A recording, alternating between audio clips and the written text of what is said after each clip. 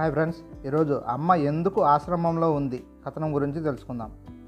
బావగారు కూడా వచ్చుంటే బాగుండేది అక్కయ్య అంటూ అరుణ చేతిలో నుంచి బ్రీఫ్ కేస్ అందుకున్నాడు ప్రసాద్. వద్దామని అనుకున్నారు, కానీ లాస్ట్ మినిట్లో కాలిఫోర్నియాలో వాళ్ళ ఎండి అర్జెంట్ పని ఉందంటూ ఆగిపోమన్నారు.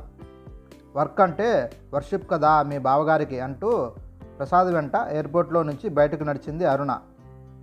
డిక్కీలో లగేజ్ సర్ది కార్ స్టార్ట్ చేశాడు ప్రసాద్. అక్కయ్య, పిల్లలిద్దరికీ పరీక్షలని రాశావు, రాకేష్ పల్లవి బాగా ప్రిపేర్ అవుతున్నారు కదూ అన్నాడు ప్రసాద్. అమెరికా చదువులు నీకు తెలియనిదేముంది ప్రసాద్, ఎంత శ్రమిస్తే అంత ఫలితం ఉంటుంది అంది అరుణ. సిగ్నల్ పడడంతో కార్ క్రాస్ రోడ్ వద్ద ఆగింది. మనం ఇప్పుడు వెళ్తున్నది అమ్మ దగ్గరికే కదా ప్రసాద్ అంది అరుణ. ఇప్పుడైతే మనం ఫ్లాట్కి వెళ్తున్నాం, నువ్వు ఈ పూట కాస్త రెస్ట్ తీసుకో అక్కయ్య.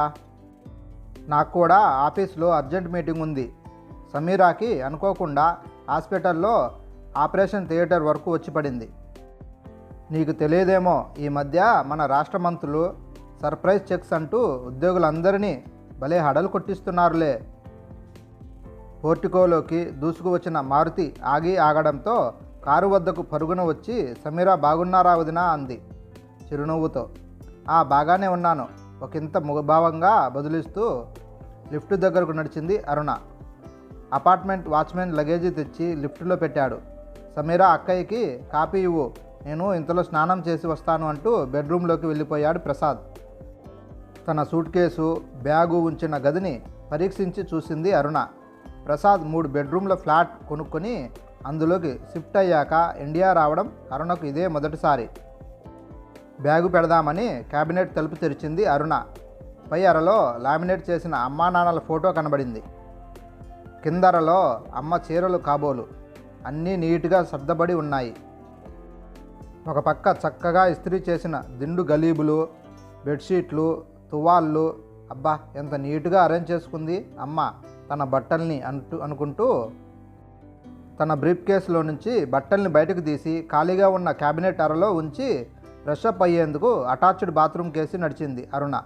వదినా, కాఫీ అంటూ కాఫీ గ్లాస్ అందించింది సమీరా. అన్నట్లు సమీరా, పిల్లలేరి కనిపించలేదు, ఇంత పొద్దుటే స్కూల్కి వెళ్ళిపోయారా? ఏంటోదినా స్కూల్ అంటున్నారు, ఇద్దరూ కాలేజీకి వస్తే. సారీ, మర్చిపోయాను అపోలజిటిగా నవ్వింది అరుణ. నవ్య ఇప్పుడు ఇంటర్ ఫస్ట్ ఇయర్లో ఉంది. ఉదయం 7:30కి దానికి మార్నింగ్ క్లాసెస్ మొదలవుతాయి.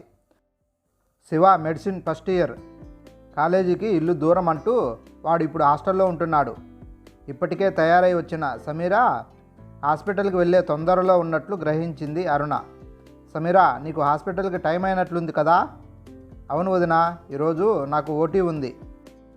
టిఫిన్ టేబుల్ మీద అరేంజ్ చేశాను, వంట కూడా పూర్తయింది. రైస్ కుక్కర్లో మీకు మాత్రం రైస్ పెట్టాను. భోజనం చేయాలనుకున్నప్పుడు వేడివేడిగా వడ్డించుకోండి, సరేనా? హ్యాండ్ బ్యాగ్ అందుకుంటూ, ప్రసాద్, మీ ఆఫీస్ కారు వస్తుందిగా, నేను కారు తీసుకెళ్తాను వదినా, బాయ్ అంటూ కారు కేసి నడిచింది సమీరా. డైనింగ్ టేబుల్ దగ్గర హడావిడిగా ఇడ్లీలు ఆరగిస్తూ కూర్చున్న ప్రసాద్ తన వంక తదేకంగా చూస్తున్న అక్కని చూసి షాక్ అయ్యాడు. ఏంటక్కయ్యా అలా చూస్తున్నావు అని అడిగాడు ప్రసాద్ మంచినీళ్ళ గ్లాస్ అందుకుంటూ. మీరు ఇంత స్థిమితంగా ఏమీ జరగనట్లు ఎలా ఉండగలుగుతున్నారా అంది అరుణ కంఠంలో కోపాన్ని పలికిస్తూ. అసలు విషయానికి అక్క అప్పుడే వస్తుందని గ్రహించాడు ప్రసాద్. చెప్పాను కదా అక్కయ్య, ఆఫీస్లో నాకు ఈ పూట అర్జెంట్ మీటింగ్ ఉంది. సర్దుకోవాల్సిన రిపోర్ట్స్ పేపర్స్ చాలా ఉన్నాయి. నీతో తీరిగ్గా మాట్లాడే టైం లేదు నాకు. సాయంత్రం ఆఫీస్ నుండి తిరిగి వచ్చాక సంజాయిషీ సమర్పించుకుంటాను. అది కన్విన్స్గా లేకపోతే నన్ను ఛార్జ్ చేద్దుగానిలే అంటూ టేబుల్ వద్ద నుంచి లేచిపోయాడు ప్రసాద్. అదొక్కటే తక్కువైంది, మాటలు ఎందుకు కానీ ప్రసాద్, సాయంత్రం నన్ను తీసుకెళ్ళి అమ్మ ఉన్న ఓల్డేజ్ హోమ్లో దింపు. నేను అక్కడ ఉండే 4 రోజులైనా అమ్మతో గడిపిన తృప్తి మిగులుతుంది నాకు. అలా కుదరని పక్షంలో అమ్మని ఏదో హోటల్కి తీసుకెళ్ళి నేను ఇక్కడ ఉన్నన్ని రోజులు నాతో ఉంచుకుంటాను. ఓకే ఓకే అక్కయ్య, నువ్వు ఎలా అంటే అలా చేద్దాం. Your will and pleasure. ఇంతలో ఆఫీస్ కారు రావడంతో బ్రీఫ్ కేస్ పట్టుకొని బయటకు నడిచాడు ప్రసాద్. కాఫీ తాగుతూ ముందు గదిలోకి వచ్చింది అరుణ. కార్నర్ పీస్ మీద ఓ టెలిఫోను, దాని పక్కనే టెలిఫోన్ ఇండెక్స్ కనబడడంతో ఆ పక్కనే ఉన్న కుర్చీలో కూర్చొని ఇండెక్స్లోని పేజీలు అటూ ఇటూ తిప్పసాగింది అరుణ. ఎర్రసిరాతో అండర్లైన్ చేసి రాధానంద ఆశ్రమం అన్న పేరు చదివి, ఓహో, అమ్మ ఉంటున్న వృద్ధాశ్రమం ఇదే కాబోలు. రింగ్ చేసి అమ్మను పలకరిస్తే అనుకుని ఒక్క క్షణం వృద్ధాశ్రమం నంబర్ వైపు చూస్తూ, సాయంత్రం ఎటు అటే వెళ్తున్నాంగా అనుకుని ఫోన్ చేసే ప్రయత్నాన్ని విరమించుకొని లోపలికి వెళ్ళిపోయింది అరుణ. బాంబే హైవే మీద వేగంగా దూసుకుపోతుంది కారు. ఏదో పనుంది అంటూ ఇంటి పట్టునే ఉండిపోయింది సమీరా. అక్కా తమ్ముళ్ళిద్దరే బయలుదేరారు ఆశ్రమానికి. కొంతసేపు మౌనం నివాసం చేసింది కారులో. ప్రసాద్, నిజం చెప్పు, నీకు అమ్మ ఒక్కటి అంత బరువైపోయిందా? పోనీ అలా అనుకున్న వాడివి నాకు ఈమెయిలో ఫోనో చేస్తే వచ్చి అమ్మను నాతో అమెరికా తీసుకెళ్లే ఏర్పాటు చేసుకునేదాన్నిగా. అలా దిక్కులేని దానిలా ఎక్కడో ఆశ్రమంలో చేర్చడానికి నీకు మనసెలా వచ్చిందిరా? అరుణ గొంతులో కోపం గమనించాడు ప్రసాద్. అక్కయ్య, అను, ఇంకా ఎన్నెన్ని మాటలు అనాలో అన్నీ అను. ఇలాంటి మాటలు విని విని బండబారిపోయాను నేను. నువ్వే కాదు, ఎందరో ఎన్ని మార్లో నన్ను నిందించారు, నిలదీశారు, ప్రశ్నించారు. బాబాయ్ అయితే ఒక మెట్టు పైకెళ్ళి తిట్టిన తిట్టు తిట్టకుండా దూషించాడు. ఈ ప్రశ్నలకి, ఆరోపణలకి నా వద్ద జవాబు లేదు. ఎందుకంటే నాకే తెలియదు కాబట్టి. నువ్వు నమ్మినా నమ్మకపోయినా అమ్మ తీసుకున్న నిర్ణయానికి అసలు కారణం నాకు ఇంతవరకు తెలియదు, బాధగా అన్నాడు ప్రసాద్. విస్మయంగా చూసింది తమ్ముడికేసి అరుణ.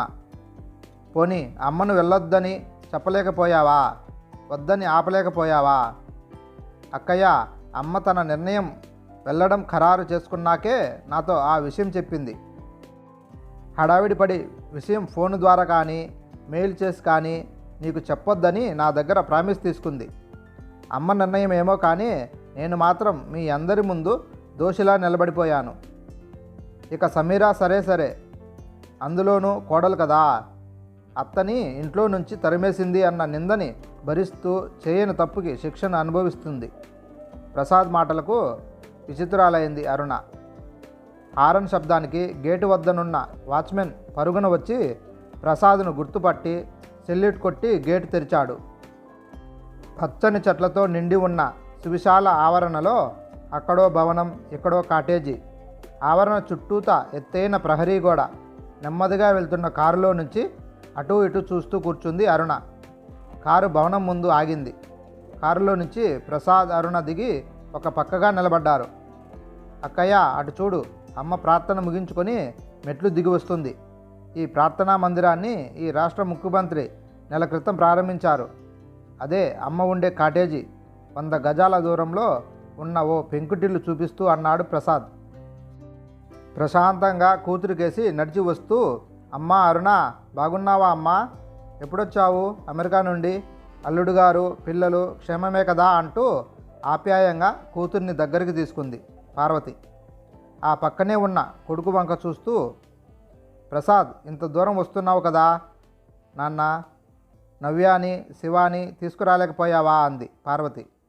అమ్మ, పోయిన ఆదివారమే కదమ్మా అందరం వచ్చాం.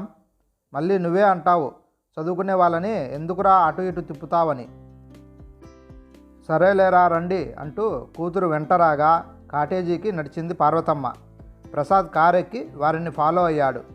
విజయ, ఇదిగో మా అమ్మాయి అరుణ స్టేట్స్లో ఉంటుందని చెప్తుంటానే. వరండాలో కూర్చుని పువ్వులు మాలగా కడుతున్న ఆవిడకి పరిచయం చేసింది కూతుర్ని.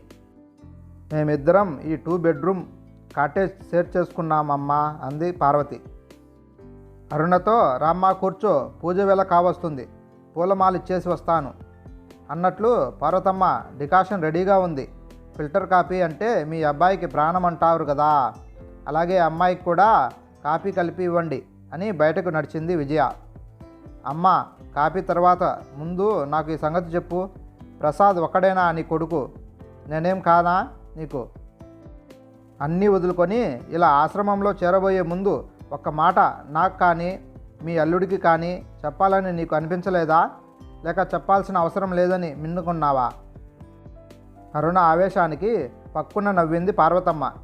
అరుణ, నీకు వయసు వచ్చిందే కానీ చిన్నతనం మాత్రం ఇంకా పోలేదు. ముందు ఇలా కూర్చో, సావకాశంగా మాట్లాడుకుందాం అంటూ ప్రసాద్ చూడు ఎంత చిన్నబుచ్చుకున్నాడో. నువ్వు ఇండియా వస్తున్నట్లు ప్రసాద్ చెప్పగానే అనుకున్నాను నువ్వేదో కయ్యం తెస్తావని. కయ్యమన్న మాటకి మరింత ఉడుక్కున అరుణ సమాధానం చెప్పేలోగా పార్వతమ్మ లోపలికి వెళ్ళిపోయింది నవ్వుకుంటూ. ముఖం గంటు పెట్టుకుని కూర్చున్న అక్కయ్య వంక చూడలేక అక్కడే టేబుల్ మీద ఉన్న పేపర్ అందుకున్నాడు ప్రసాద్. అమ్మా, ఎన్నాళ్ళకి తాగాను నీ చేతి కాఫీ. నేను ఎంత బాగా చేసినా కాఫీకి రుచి రాదు సుమా. వెచ్చటి కాఫీకి కొంత చల్లబడింది అరుణ. కూతురు పక్కన కూర్చున్న పార్వతమ్మ ఆప్యాయంగా అరుణను పట్టుకుంది. అమ్మా, పిల్లలు ఎలా ఉన్నారమ్మా? వాళ్ళ చదువుల సంగతి అడగక్కర్లేదనుకో. ఈ అమ్మమ్మ మనవల్లేగా, వాళ్ళు నా పేరు నిలబడతారు. అమ్మ చెలోక్తికి తల్లికేసి ప్రసన్నంగా చూసింది అరుణ. అమ్మా, నువ్వు మాట దాటేస్తున్నావు. అసలు నువ్వు ఇక్కడ ఎందుకున్నావు? ప్రసాద్ని అడిగితే నాకేమీ తెలియదంటున్నాడు. నీకు అంత కష్టమేం వచ్చింది చెప్పు అంది కోపంగా అరుణ. అక్కయ్య మాటలు ఇంకా ఏమేమి వినాల్సి వస్తుందో ఎందుకు వచ్చిన గొడవ అనుకున్న ప్రసాద్, అమ్మా నేను రాఘవాచారి గారిని ఒక మారు కలిసి రానా అంటూ బయటికి వెళ్ళాడు. ఎవరి రాఘవాచారి అన్నట్లు చూస్తున్న కూతురితో, ఈ ఆశ్రమ వ్యవస్థాపకులమ్మా రాఘవాచారి గారు అంటే అంది పార్వతమ్మ. అమ్మా, నా ప్రశ్నకు సమాధానం చెప్పలేదు నువ్వు, రెట్టించింది అరుణ. ఏం చెప్పమంటావు అరుణ? కొడుకు కోడలు రాచి రంపాన పెడుతున్నారు. మనవాళ్ళిద్దరూ నన్ను ఏమాత్రం లెక్క చేయడం లేదు. ఆ నరకం భరించలేక తప్పించుకొని ఇక్కడికి వచ్చి వాలానని చెప్పమంటావా? అవేవి నిజం కాదమ్మా. అనురాగం, ఆప్యాయత, ప్రేమ, గౌరవం ఇప్పటికీ ఎప్పటికీ నాకు లభ్యం అవుతూనే ఉన్నాయి.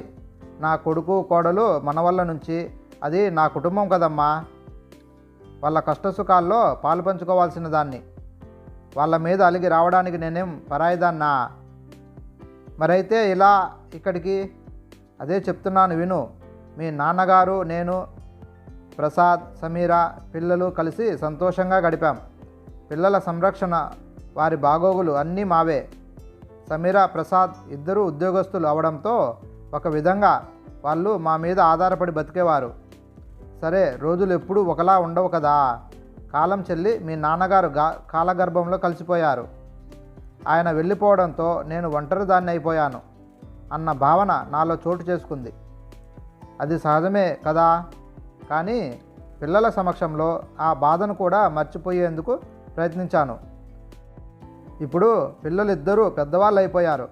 వాళ్ళ ప్రపంచం, వాళ్ళ చదువులు. నా అక్కర అవసరం వారికి ఇక లేదు. ప్రసాద్, సమీర ఎవరి పనుల మీద వాళ్ళు వెళ్ళిపోవడంతో, చేతి నిండా పని లేకపోవడంతో నాలో ఎనలేని శూన్యం చోటు చేసుకుంది.